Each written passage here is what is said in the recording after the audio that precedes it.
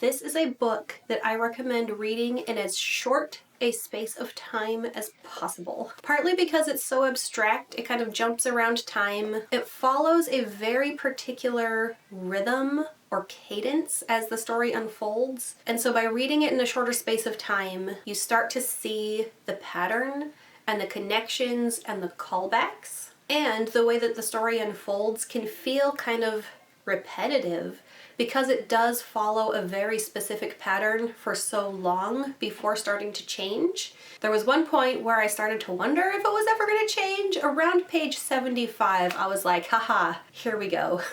This is a time war, abstract sci-fi romance. And there is a lot packed into this short little book. So this book is written by two separate authors, and there are two characters that we follow, Red and Blue. Each character is written by one of the authors. So each character gets its very own unique voice, and part of the format of how this is told is through letters that these two characters write to each other. So that format is, you get a couple of pages of Red. Red finds a letter written to her by Blue. At the end of the letter, we see this mysterious character, or being, or whatever it is, the Seeker, come in and consume the remnants of the letter. And then we switch perspectives. We see Blue at some point in space and time, follow her through her mission, see her find a letter from Red, read the letter, see the Seeker come in behind, eat the remnants of the letter, and then switch perspectives again. And that happens several times. And the letters start as like this rivalry. Red and Blue are both agents on opposite sides of the time war.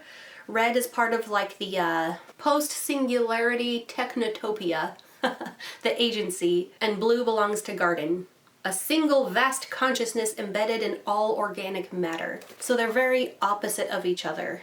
Not just in color, but in what they are and what they're trying to accomplish. They are both very high up in their organizations. They're both very good at what they do, and they both often like get in on the other's mission and try to sabotage the other one. So the first letter is kind of like a, haha, your mission didn't work, that was me. And they always leave their letter in a place that only the other one of them will find. They're always left in a very mysterious way that only the other person is going to be able to read. They always destroy the letter. And then as the story goes on, as these two characters are writing to each other, they slowly start to go from rivals to then like, I'm actually enjoying writing to this person. This is like my space-time pen pal. To then getting a lot more personal and feelings starting to get more and more involved. Because this is told in such an abstract way, there's not a lot to anchor you in like there is in some fantasy and sci-fi that has a lot of world building. There's basically zero world building. You are at all points across space and time. There's a little bit of a scene set when you get one character's perspective, but you're not in any one place for long enough to bother adding more details. There's a time war. There's lots of movement through time and space. There's no time, ironic, right? There's no time to sit and really describe one place. But because it does take place across so much space and time, there's a lot of pop culture references, but they're not all from modern times. They are spread across time, from far, far past to distant future. After the format, the pattern, had repeated several times, I was thinking, in a time travel book, there should be some wibbly-wobbly, timey-wimey stuff happening. There should be some type of time travel shenanigans. And that was around like that 75-page mark. Maybe less than that. Maybe it was sooner. There was one particular letter that happened where I was like, haha, there it is. That's where the times and the paths cross in such a way that the stuff you read earlier comes into play, but not the way you expect. One of those things that you just want in a time travel book. The timelines should get weird.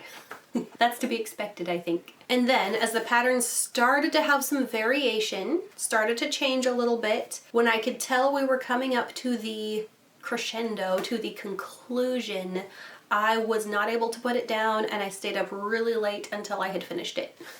And I thought that the way it was wrapped up was very well done. Still very vivid, still very abstract, but all done in a way that made sense, and I think was a very satisfying ending. Another reason I might recommend reading it in a short space of time is at first it was a little confusing. Maybe if you go into this with better expectations than I did, it might not be as confusing because you know it's abstract going in.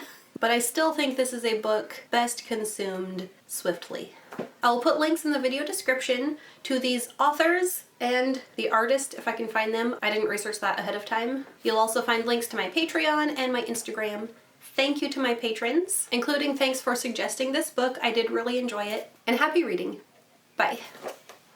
And now at the very end, I'll say one thing that might have been a spoiler, so click away if you don't want to hear it. I don't really think it is, but the title, "This is How You Lose the Time War," is never actually said in the letters the characters write to each other. When they're taunting each other, they don't say, "This is how you lose." They say, "This is how we will win." And then the letters start to change even more, but I won't say how because that would be spoilers.